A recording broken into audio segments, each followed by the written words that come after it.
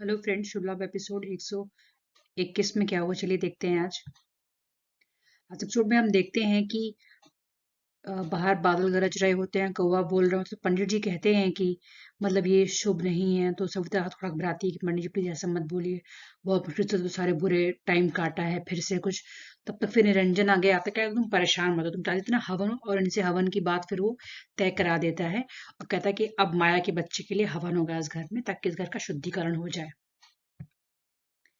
फिर हम ये देखते हैं कि ये लोग आपस में बहुत खुशी खुशी होते हैं। फिर जो सविता है ये तब परेशान हो रही होती है कि बाहर बादल गरज रहा, पता नहीं कौवा इतना क्यों बोल रहा है, तब से कंटिन्यूअसली बोल रहा है। फिर वो माँ को बुलाती है, फिर माँ इस बार माँ को बुलाती है तो माँ आती हैं और वो थोड़ी सी परेशान लग रही होती हैं। तो सविता उनको धन्यवाद कहती है, माँ आपने एक ही पल में मेरे झोली में इतनी सारी खुशियाँ डाल दी। थैंक यू सो मच माँ, शुक्रिया, बहुत बहुत शुक्रिया आपका। तो लेकिन जो हमारी लक्ष्मी माँ होती हैं वो सविता को बस इतना कहती हैं कि सविता, ये जो तुम्हें कौवे की आवाज आ रही है ना, तुम किसी भी कीमत पर इस कौवे को घर के अंदर मत घुसने देना, चाहे कुछ भी हो जाए। इस कौवे को तुम घर के अंदर मत घुसने देना। इतना बोल के माँ अंतर ध्यान हो जाती हैं। फिर सविता बाहर आती है, कपड़ा लेके उसको भगाने लगती है कौवे को। कपड़े से नहीं भागता, भागता कौवा तो फिर वो डंडे से मारने लगती है कि भाग जाए। लेकिन डंडा जो है वो मतलब उसके हाथ से छूट जाता है और सीधा घेरता है कि उसकी बहन कविता पे, जो कि उसी समय गेट से अंदर आ रही होती है। उसके बाद फिर वो लगती है, उसके बाद फिर हम इस सीन पे आते हैं कि जहाँ पे जो हमारा वैभव है वो श्रेया से कह रहा होता है कि मैं चाचा बनने वाला हूँ, ओ गॉड मैं पापा बनूंगा तो कितना अच्छा लगेगा। लेकिन श्रेया कहती है कि हमें थोड़ा अभी रुक के तब प्लानिंग करनी चाहिए बच्चे की। तो वह गुस्सा आ जाता है कि अच्छा तुमको लगता है कि मैं लायक नहीं हूँ बाप बनने के, तो फिर वहां से चला जाता है गुस्से में। यहाँ पे जो कविता को मौका मिलता है चौका मारना शुरू शुरू हो जाती है बोलना, तुमने जानबूझ के गिराया और जानबूझ के ऐसा किया। और जो अलग भाई सब लोग कहते हैं अरे मेरे को कुछ हो जाता कि, तो कहते अरे नहीं नहीं मेरे बालों को कुछ हो जाता तो। लगी उसको खूब बोलने लगी, तुम तो बस मेरा मजाक ही उड़ाती हो, ये सब तुम जानबूझ के किया, जानबूझ के किया सब कुछ ये। और तो सविता कह रही है नहीं दीदी मैंने कुछ भी जानबूझ के नहीं किया, देखिए ना कौवा बैठा तब से जा नहीं रहा है। और फिर वो उनको बहुत प्यार से कहती है दीदी मैं आपको ही फोन करने वाली थी। पहले तो थैंक यू सो मच कि आपने केस वापस ले लिया, और दूसरा इस बात के लिए आपको मैं बताने वाली थी कि जो आपकी बहू है माया, मतलब आप वो माँ बनने वाली, आप दादी बनने वाले हो। ये सुन के सविता का तो बिल्कुल एकदम, सविता तो खुशी बता रही थी, लेकिन जो कविता होती हैं एकदम जल जाती है, मन ही मन में जल जाती हैं। खैर सविता को कहती है आइए ना दीदी अंदर आइए। पर निरंजन को रोकते कि नहीं, ये अंदर नहीं आएंगी। वैसे भी ये लोग मैंने कहा था ना इन लोग को यहाँ मत लाया करो।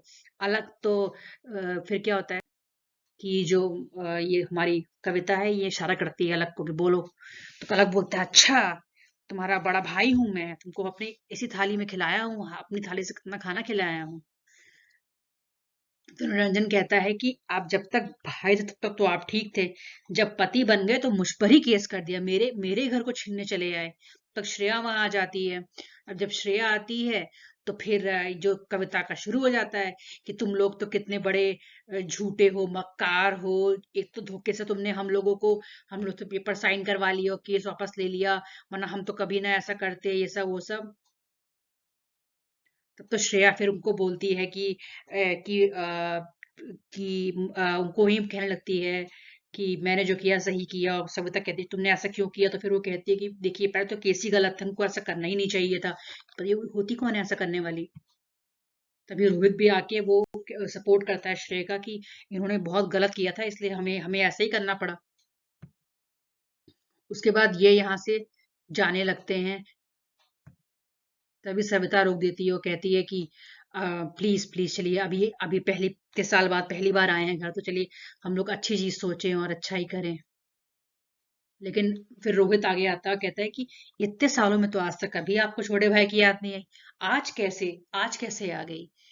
तो वो उनको बोलता है कि प्लीज यहाँ से आप चले जाइए, और कहता है कि एक नंबर के ये चोरी कहने वाला होता है।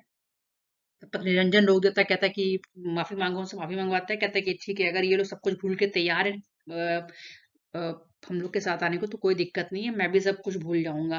तो फिर लोग घर के अंदर आ जाते हैं। घर के अंदर आके ये जो कविता है इनके मन में सिर्फ यही चल रहा होता है कि मैं इस घर को बर्बाद कर दूंगी, मैं इस घर में खुशियां रहने ही नहीं दूंगी। बाहर लक्ष्मी माँ जो है, लक्ष्मी माँ एकदम बेचारी एकदम बहुत ही जिसे कह रहे हैं ना परेशानी में एकदम सविता के घर को देख रही हैं। उल्लू जी कहते हैं कि ये किसने बहुत अनर्थ कर दिया इस औरत को घर के अंदर लाके। तो फिर माँ कहती है इस बार भगवान भक्त पे आस लगाए हुए हैं और इस वजह से जिस तरह उसने कौवे को नहीं अंदर आने दिया, मैं उम्मीद करती हूँ कि वो इस कांड को भी, इस अनहोनी को भी आने नहीं देगी। और वो बस इसके बाद फिर नेक्स्ट सीन में देखते हैं कि ये लोग बैठ के आराम आराम से अलग भाई साहब समोसे वोसे खा रहे होते, तब तक पता नहीं फिर लोग पूछते हैं कि ये कहाँ गई, दीदी कहाँ गई। जब दीदी पीछे से आती हैं, गई थी काम से, कह रही थी कि हमें सहेली से मिलने गई थी पड़ोस की। और इसके बाद कहती कि मुझे वॉशरूम जाना है और फिर अपने पति को भी खींच के अपने साथ लेके जाती है कि चलो चलो। फिर वो कहती है कि नहीं नहीं मुझे इनके साथ ही चलते हैं, और चली जाती है।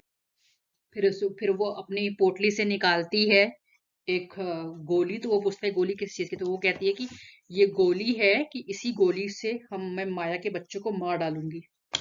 और इसी पे आज का जो एपिसोड है वो खत्म हो जाता है। चलिए फ्रेंड्स, लक्ष्मी संदेश देखते हैं।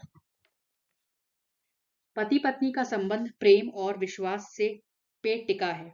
ये संबंध जितना अटूट है उतना कोमल भी है। इसे निभाने के लिए त्याग भी चाहिए और तालमेल भी। पति पत्नी को ये समझना होगा कि वे एक दूसरे के साथी हैं, प्रतिद्वंदी नहीं। इसलिए जीवन की चुनौतियों का मिलकर सामना करें। पति पत्नी जब देंगे एक दूसरे का साथ, तभी तो मिलेगा लक्ष्मी का आशीर्वाद। आप समझे ना मेरी ये सब बातें, मेरी ये लाभ की बातें, क्योंकि लक्ष्मी पहले समझ में आती है फिर ही घर में आती है। फ्रेंड्स प्लीज सब्सक्राइब करिए, फ्रेंड्स प्लीज लाइक करिए अगर वीडियो पसंद आया हो। Thank you so much.